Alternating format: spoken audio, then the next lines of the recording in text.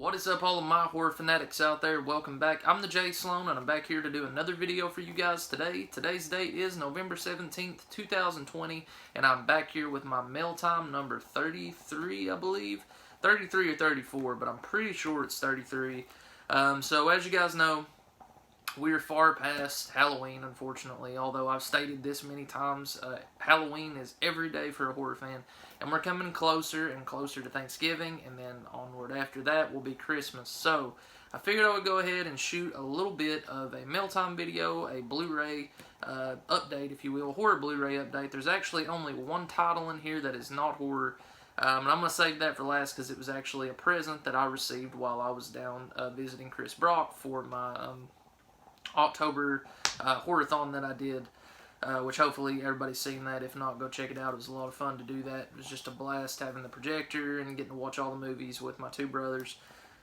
So yeah, I figured I would do this now because I have 4 titles here. I have one more thing coming in the mail, but that is an edition that is big enough to, I believe honestly, it deserves its own separate unboxing, so that's what I've decided to do, and not add it to this MailTime video, because other than a few videos I have planned with rankings, reviews, there will be no updates for a while. There's a lot of things going on. Christmas is right around the corner, and there's so many presents that I'm going to have to be purchasing for others that I really don't have a lot of time to think about myself with updates. There will be some, you know, kind of littered out throughout till Christmas, but there will not be massive updates, so I figured I would go ahead and do this one. So, like I said, 4 titles here.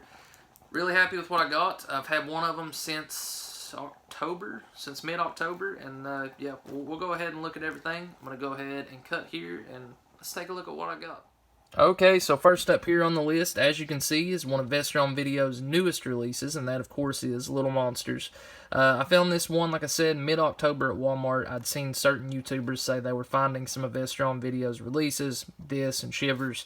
I went and I found this one right off the bat. I didn't find Shivers till a little later on in the month, and I was unable to pick it up, unfortunately. But when I saw Little Monsters with the slip, perfectly intact, no damage, I knew that I had to get it, because when I was a kid, this movie was played a lot in my household. Both of my sisters loved it, and I loved it as well. This is one that we kind of put up there alongside Drop Dead Fred. This was a little bit more horror-oriented, and it was very, very kid-friendly, but it had some creepy as fuck moments, like the boy at the end ripping the face off. A lot of the stuff with Maurice early on is pretty creepy as well, but it's fun for a kid. Now, when I rewatched it when I picked it up as an adult, it still had some warm moments for me toward the end. I knew Howie Mandel was in the film. I'd honestly forgotten that both of the Savage brothers were in it. Ben Savage and Fred Savage were both in the film. Of course, Ben would go on to be in Boy Meets World. Fred Savage would do things as well, but it just had a really odd cast, because I'd completely forgotten that I'd seen all these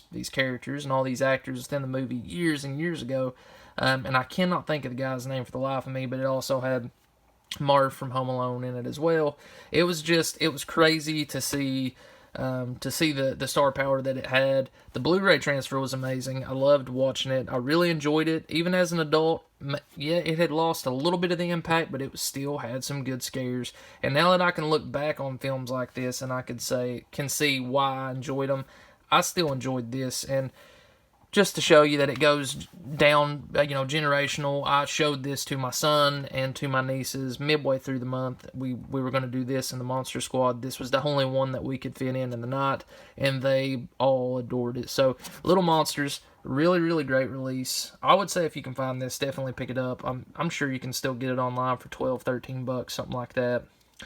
Pretty creepy. One disc set. I'm not going to go, I'm not actually going to show you inside the release because it's literally just one disc, but had a good PQ. I mean, the audio, everything was great, and it brought back a lot of memories from my childhood for sure. Okay, so next up here on the list is a heavily anticipated release for myself. This is a 1988 classic, in my opinion. This is a film that I think is severely overlooked when it comes to horror from 1988, and just horror in general. It is a cult classic. I've always adored it. It's been one of my personal favorites. I own multiple copies of this movie, and when I seen this release from Diabolic DVD, or Diabolic DVD put it out, this is a Eureka release, I knew that I had to get it, so I pre-ordered it, and I've been waiting on it for quite a while, and it just arrived the other day. Super stoked about this one. As you can see, the film is 976 Evil. Now, I want to talk about the film a little bit. I'm going to show the beautiful slipcase off, show the special features, show the inside of the set itself. Eureka is a great company. I own their Cujo release, plan to get plenty more. But 976 Evil for me, there are a lot of horror films made in 1988 that this really can't hold a candle to. You look at Halloween 4, Nightmare on Elm Street 4, They Live, The Blob, Child's Play. The list literally goes on and on. Night of the Demons. It goes on and on and on that this one really gets undermined, is one of the words that I want to use for it. But for me personally, I love the movie. Not only is it the directorial debut of Robert Englund, as you know, I think the cast is just amazing with this story. I love the supernatural elements. I love the possession elements. The atmosphere is just captured perfectly.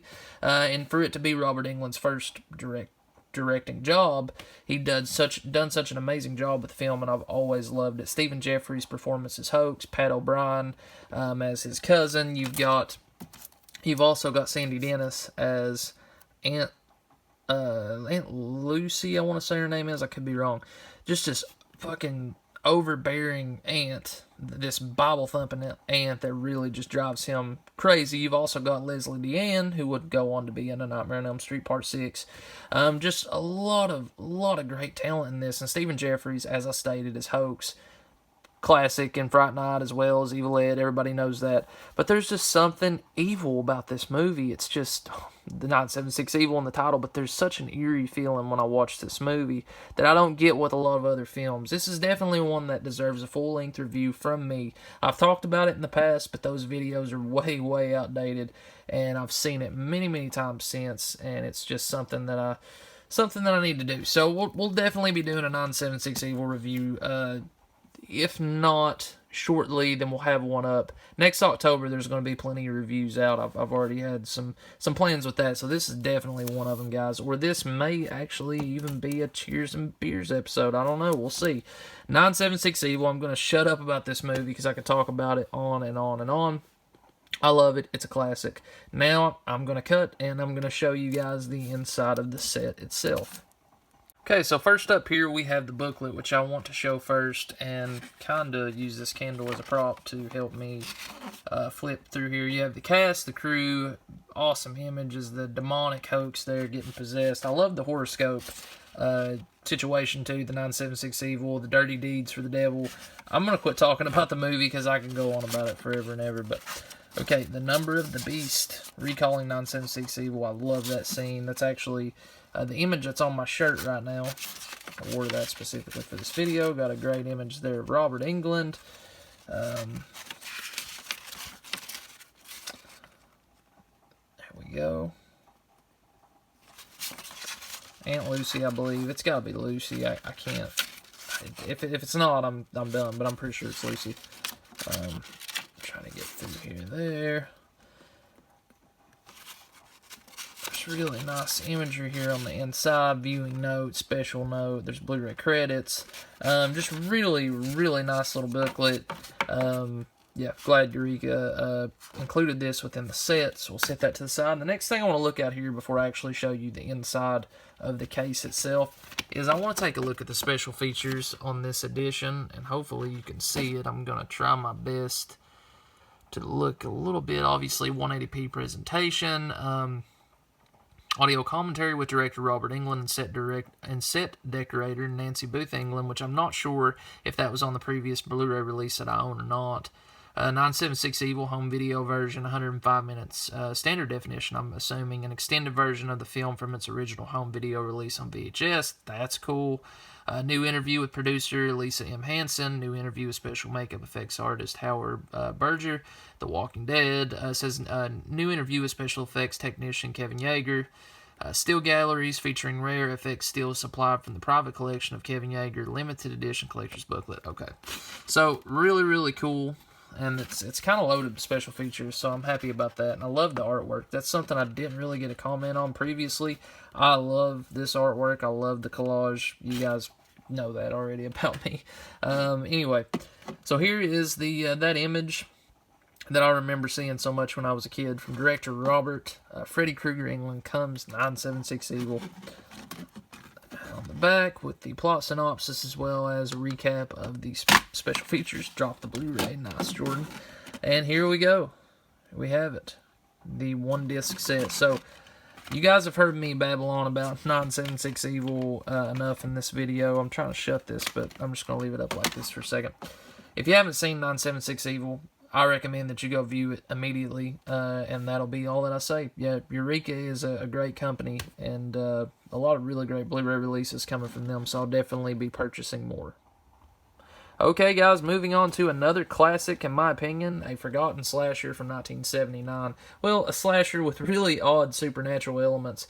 This one is very underrated as well. Stands up there with 976 Evil. I don't think it gets talked about enough.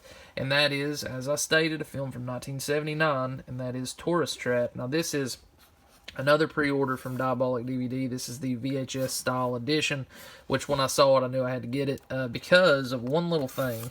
Let me turn it around and you can see that it actually contains a Mr. Slauson action figure back here, which is just amazing. I think actually with the mask included as well. So yeah, Tourist Trap 79. This one for me is interesting because, oh, camera went out of focus. Okay, we're back. This one for me is interesting because this was an image that I was used to seeing in the video store when I was a kid, but for some reason I did not pick this one up. I didn't watch this one until a little later in my teens. I don't really know why, but there was something about the image that just kind of set me. It was a little unsettling, and I just didn't pick it up. And watching it, I was really just impressed, I guess, with the way the kills were executed, the way the story was panned out, and actually the trap scenario, I guess you could say, with how things are set up and the way you think that they're traps, but they're controlled by something else. I won't really spoil it, and not only that, but the sympathy that you feel for the Slauson character, who is played brilliantly by Chuck Connors, who's in The Rifleman, Werewolf, among other things as well. But it was just the way it was all executed. I've always really loved an early slasher, and it's got so many elements wrapped into it that you can't really just call it a slasher. It's got a lot for several different horror fans if you don't just like slasher films, but it does have interesting kills.